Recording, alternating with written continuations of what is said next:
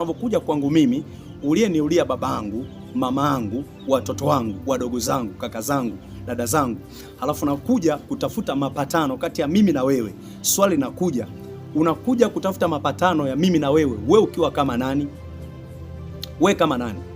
Wewe kama muuaji wa dada zangu, kaka zangu, ndugu zangu kwa ujumla, au kama mshenga uliotumwa na muuaji kutafuta mapatano?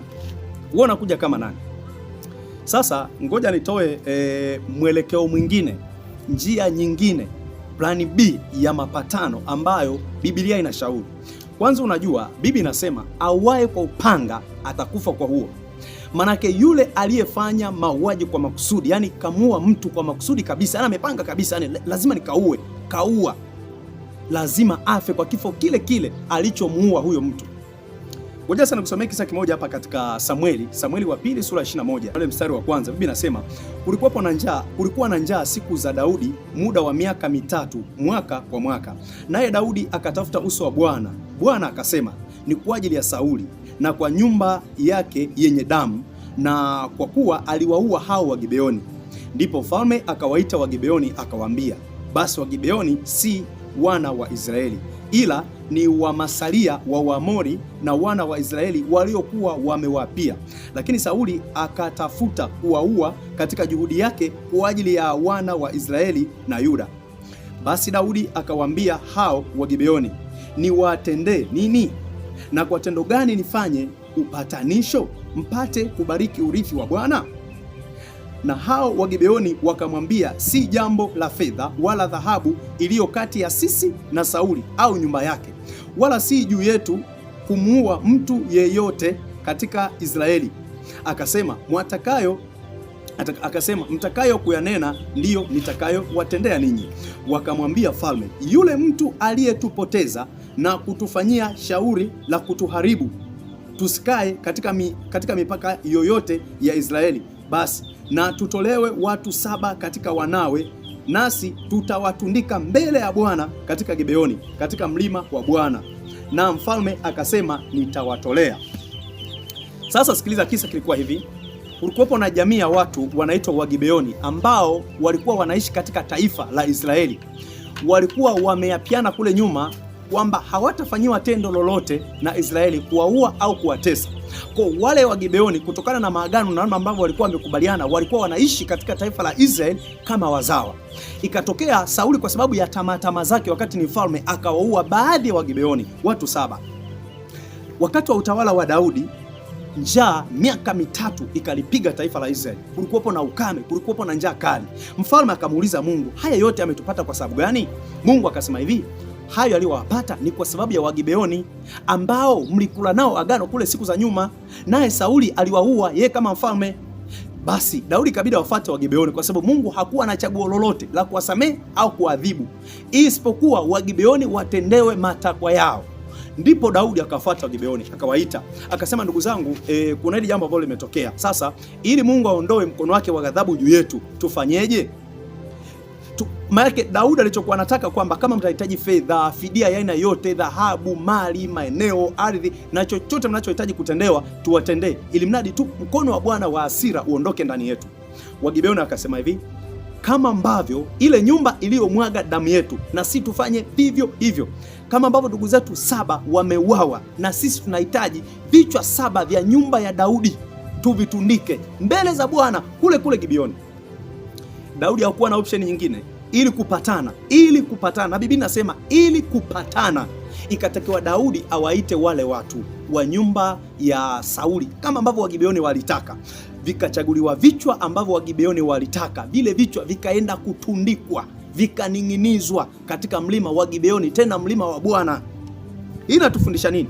Katika Wagalatia sura 6 mstari wa 7 Biblia inasema, msidanganyike, apandacho mtu ndicho atakachovuna. Kumbe wakati mwingine, ili mtu aelewe madhara ya ubaya fulani, inabidi atendewe vile vile sawa na ambavyo yeye ametenda.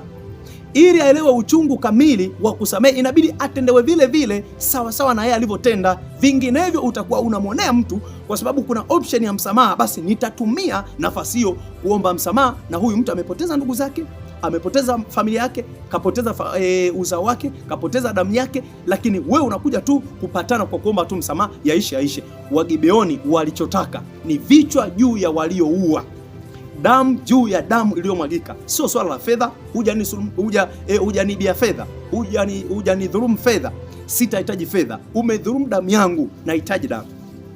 Hiyo ni Biblia, sio maneno yangu.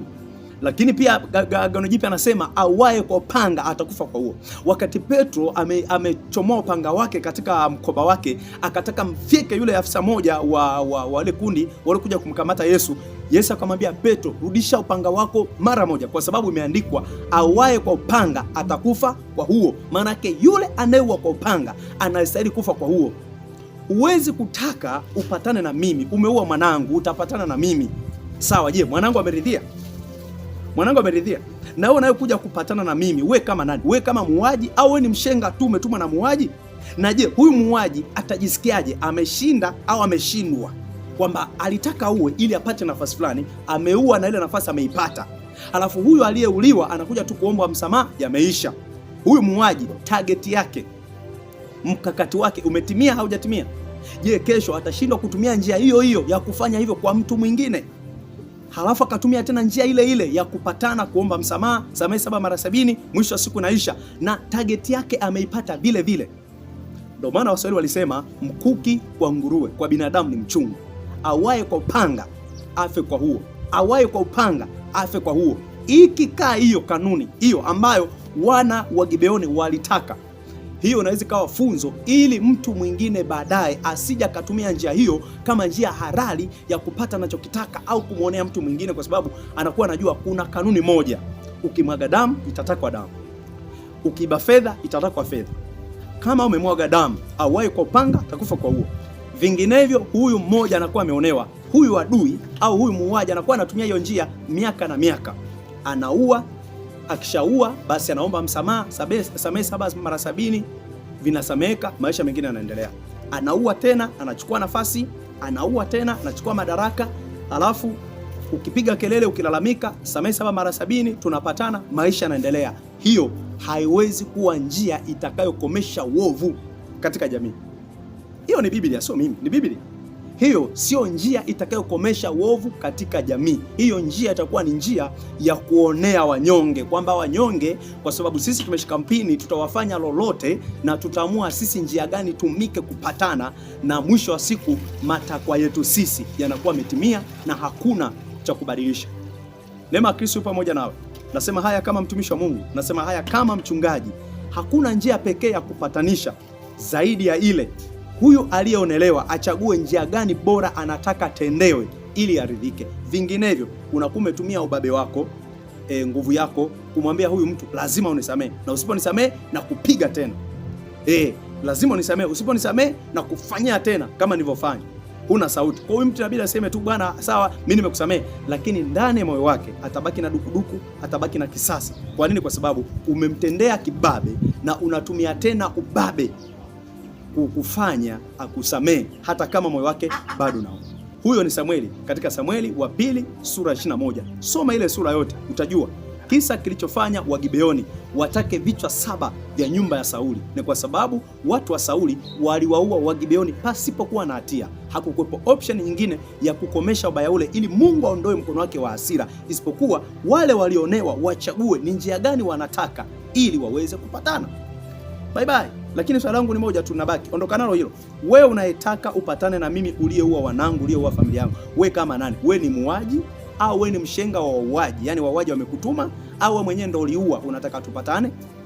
Na kama nataka tupatane, wewe muuaji au ni mshenga, basi mwambie aliyekutuma. Katika ushauri wa mchungaji Petro, katika Samueli wa pili sura 21 una ushauri pale ambao kipindi cha ufalme wa Daudi ulitumika kutoka kwa Mungu, na huo ushauri ungetumika leo, ingekuwa ni moja njia itakayokomesha machungu na uovu kuendelea katika jamii yetu ambayo tunaishi. Neema Kristo pamoja nao. Nikutakia wakati mwema. Amen.